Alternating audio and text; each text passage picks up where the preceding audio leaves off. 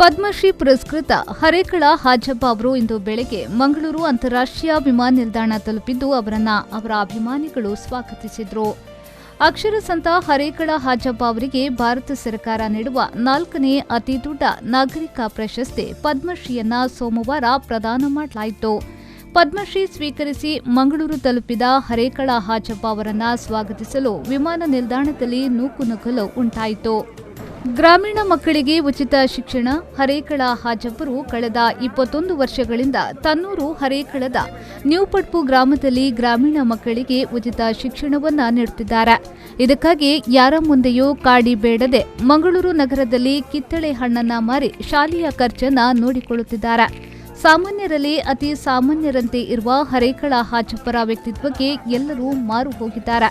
2004ರಲ್ಲಿ ಹರೇಕಳ ಹಾಜಬ್ಬರ ಶಿಕ್ಷಣ ಪ್ರೀತಿಯನ್ನ ಮೊದಲ ಬಾರಿಗೆ ಗುರುತಿಸಲಾಯಿತು.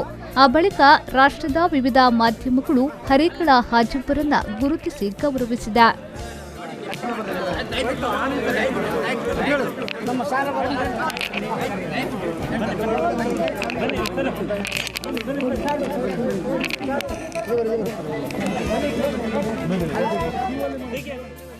ಶರಸಾಯನ್, ವಿ4 ನ್ಯೂಸ್, ಮಂಗಳೂರು.